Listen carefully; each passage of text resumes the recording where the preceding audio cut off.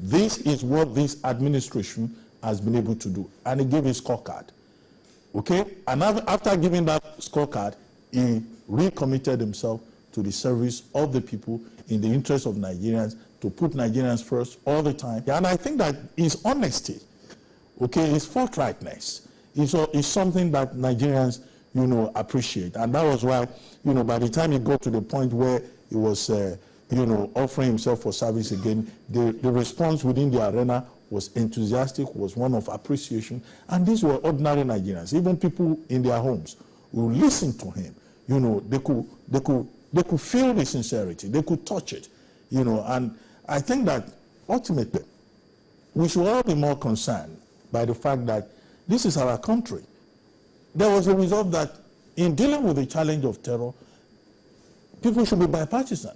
In other words, people should suspend political differences and work together to solve the problem. And this was the whole point about the various initiatives, put on the table and, effectuated by President Jonathan. How effective has been the state of emergency so far? Well, the thing to note, of course, is that the state of emergency provided an opportunity to further mobilize the various security agencies to move to the field and to also further collaborate, with our neighbors to roll out the framework for ensuring national security and, combating the evil of terror. But what Nigerians must realize is that we're dealing with an unusual situation. This is not a conventional war.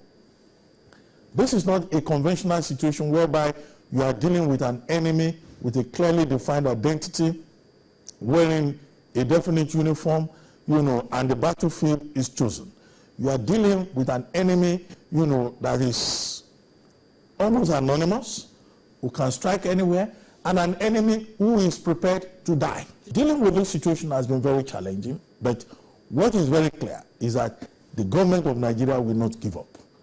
The government of Nigeria is not going to, abandon its commitment to continue to ensure the security of lives and property. And anywhere in the world, somebody was reporting on the situation in Colombia and was saying that, in Colombia, they were marking 50 years of having to deal with the challenge of terror. We are not praying that, we should still be dealing with this issue, for such a long time. And that is why, the government continues to say that, look, we will not give up, we will find a solution to this problem, and we will go after the terrorists wherever they may strike, and we will continue to scale up our resources, our infrastructure, in terms of ensuring the security of lives and property. When is the state of emergency going to expire?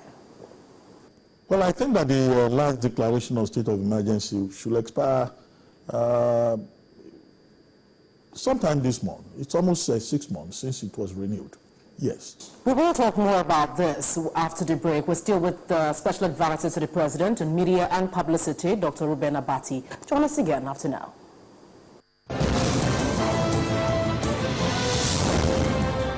An impartial international commission of inquiry be set up to look into this Boko Haram issue. Why is it what it is? So the more savage it is, the more they are allowed to threaten, the more they are allowed to progress, the more the people of this nation will feel the necessity to cling to the apron strings of a failed government. Blackmail, pure and simple. Every day we hear that our troops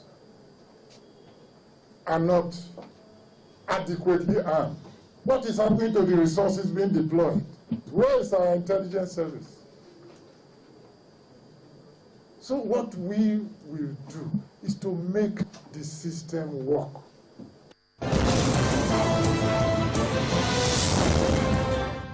Welcome back. We're still with the Special Advisor to the President on Media and Publicity, Dr. Reuben Abati. Thank you for joining us once again. Thank you. Well, we are focusing on the issue of security. You have been explaining the issues so far. But just before we continue on that side, the President declared recently, of course, and he mentioned grand plans he had for the country.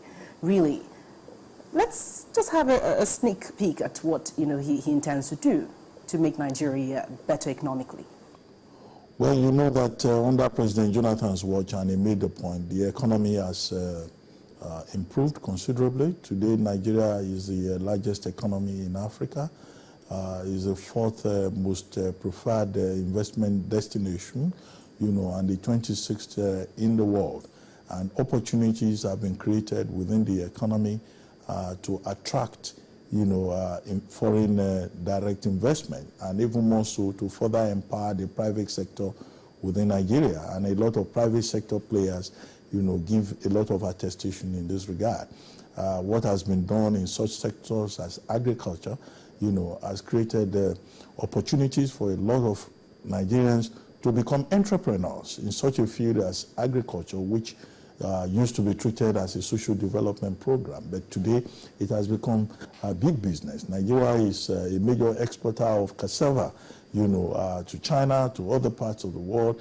And what all of that has done is that, the revenue from non-oil exports, has gone up because of the opportunities that have been created within the economy also. The president drew the attention, public attention to the fact that our food imports have gone down, reduced by almost about 40%. Okay, the food import bill used to be very high because Nigerians were so dependent. And then, of course, he made the point about infrastructure, because the economy, the way he spoke about it, it's not about figures. It's not an abstraction. It is, how people's circumstances change, how they are affected. And it drew attention to, what has been done with the rail line, which is unprecedented in this country. A whole generation of Nigerian children grew up not knowing about rail lines, not even knowing that we once had railway in this country. But today, you have Ajaokuta to worry. And I think that it was a great occasion to say that this is what we have done in different aspects of the economy. Even in education, we have built 150 Amajiri schools. We have, built more schools to take children off the streets, to accommodate children that are out of school. This president has built additional 14 universities. Under his watch, there is no state in this country that does not have a federal university, including specialized universities, 2 of them, the Maritime University, the Police University, and these universities are, are being funded, infrastructure is being provided. At a time in this country, there used to be so much complaint about Nigerian young people, young Nigerians, not even being able to gain admission to the university level. And this president's conviction is that, look, we must continue to train our people, educate them, because we're in a world of competition. The battle of the future will be at the level of skills. He drew attention to the fact that, look, this government does not intimidate anybody. His own personal style as Nigerian leader is to give scope for human expression, for freedom. And that was why he drew attention to the fact that nobody has been driven into exile for expressing an opinion. There is nobody who is in any prison anywhere today, who is a political prisoner. Okay? There's near absolute freedom. People criticize President Jonathan, they criticize the government. Other people come here and they say, this your country is an open society because, there's a great opportunity. And he then said, look, we may have done all of this, but we are committed to doing more. It is commendable that the president has achieved this in several sectors, especially that of education. But, this also brings to mind that, in spite of that laudable, achievement, the Almajiri education, building more schools, although we're still having issues that, paint the scenario, for instance, we have more schools structures in the north. At the moment, we have this security issue that is dampening, everyone's spirit over there. And our parents are afraid to send their children to school. How really can this be tackled? Well, you see, there will never be a time when a country will not have challenges. Even the countries that we described as developed countries, they also have challenges. The thing is that they have the courage to deal with them.